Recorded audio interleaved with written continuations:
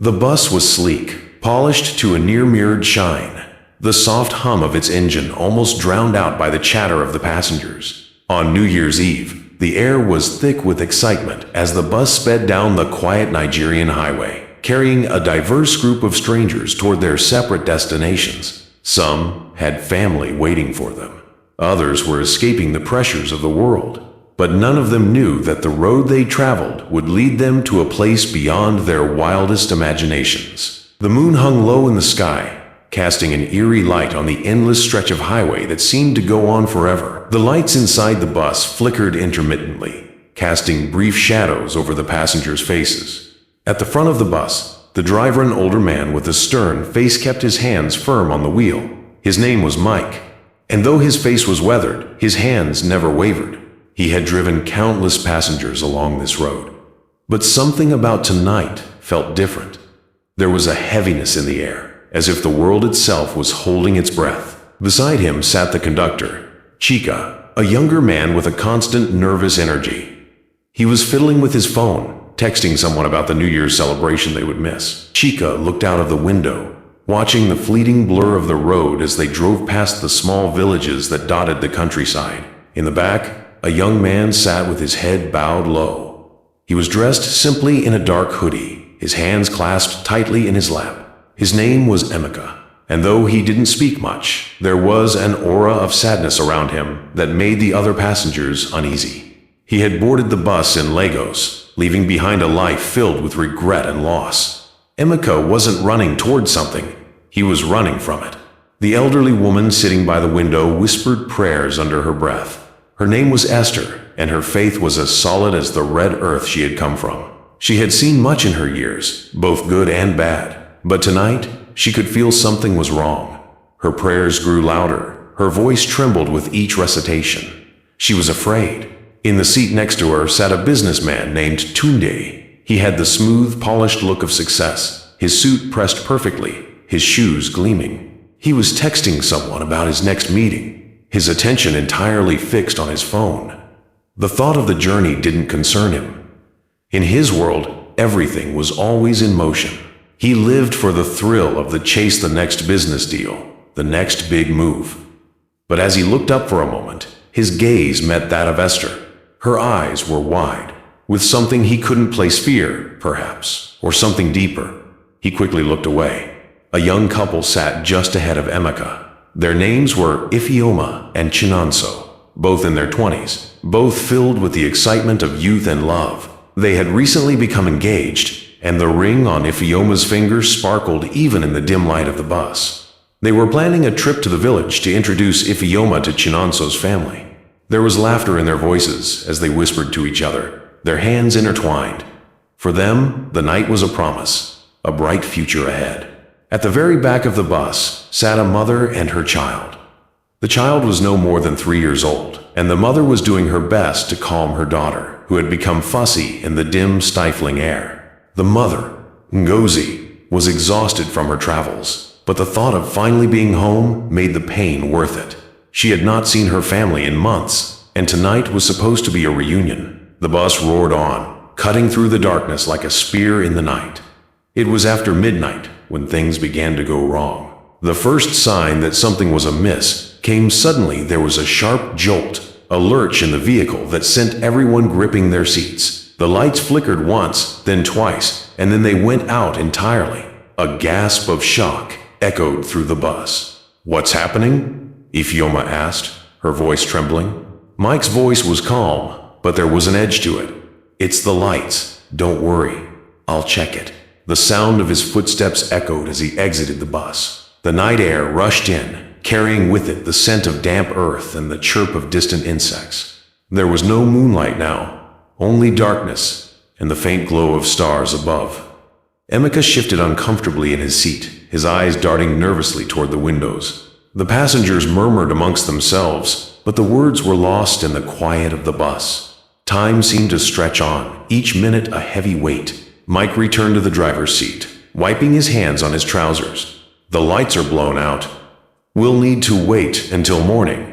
That brought more complaints. "Morning? What are we supposed to do here?" Tunda's voice was sharp with frustration.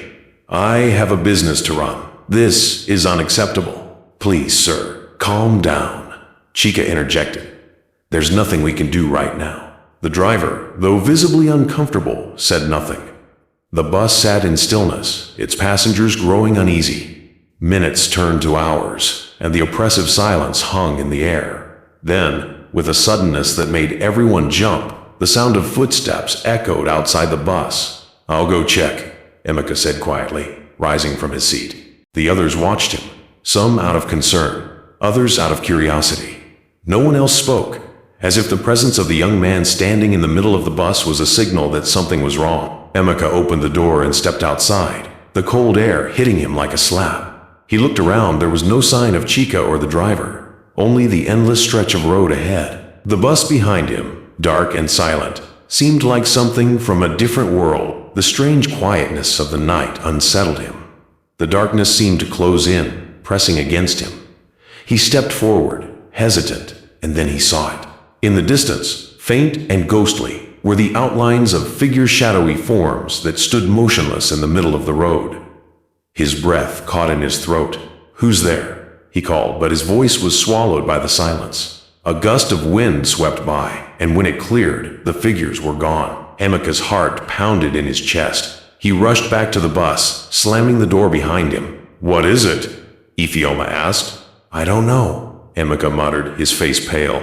"But there's something out there." The rest of the passengers turned to look at him, the quiet murmur turning to worried whispers. Then, in the distance, there was a scream. It was faint, but unmistakable. A woman's scream cutting through the night. Every passenger froze, their faces white as ghosts.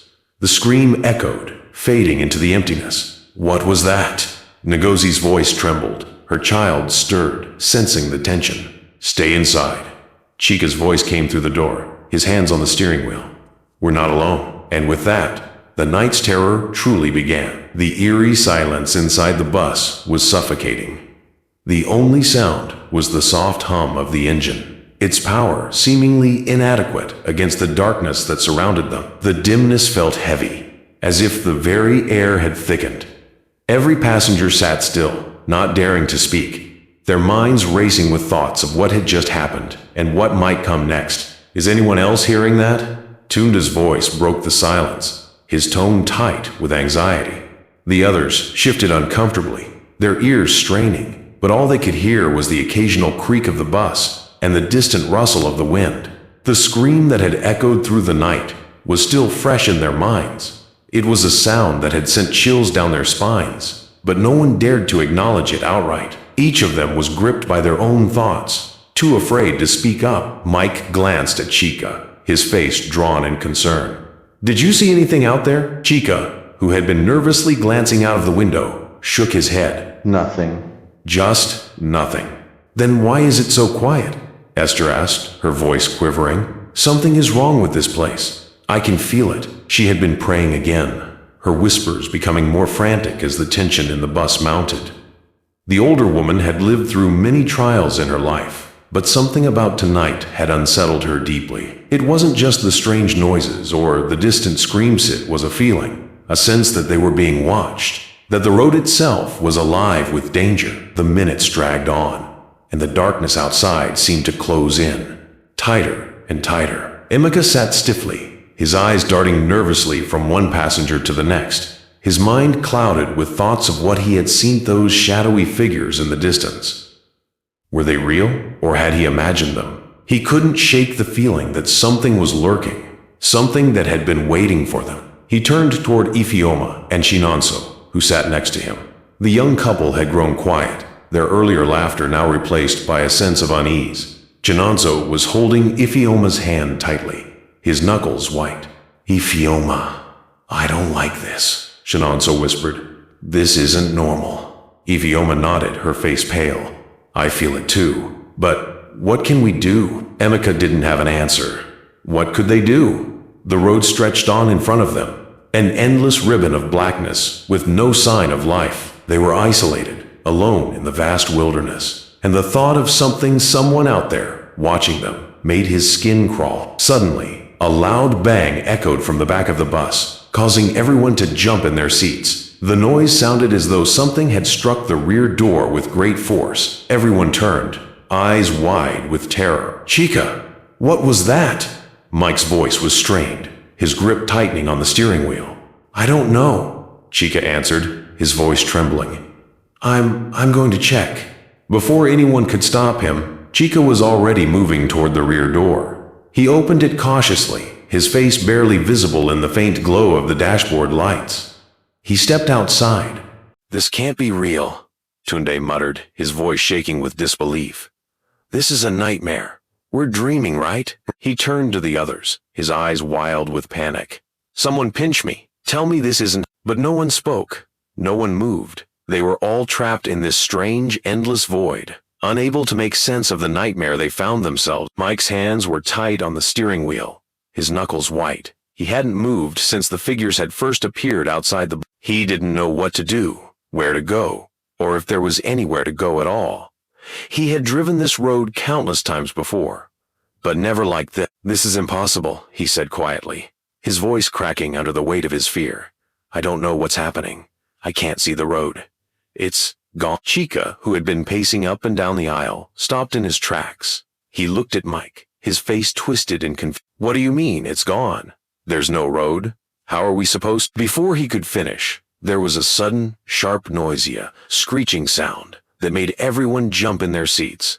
The bus lurched violently, causing the passengers to gasp and clutch onto anything they... The lights flickered and buzzed, growing dimmer with each passing... The air grew colder, and Emeka could feel it in his bones. He had been dreading this moment ever since the figures had appeared outside. He had known deep down that they were not simply no, they had entered a place, a realm, where the rules of time and space didn't... And now, they were being... He turned to look at the others. Ngozi clutched her child tightly, her eyes wide with fear. Ifeoma and Chinonso were holding hands, their fingers intertwined with a desperate... Tunde paced back and forth, his suit wrinkled and his face drawn with... Esther, who had been muttering prayers under her breath, looked up at him, her eyes filled with a mixture of confusion and It's happening, she said softly. The curse. Emeka swallowed hard. He knew what Esther meant. This wasn't just some random event. They weren't just lost on a desolate road. They had been chosen.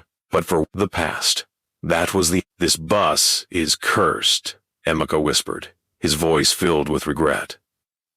It's not just the road.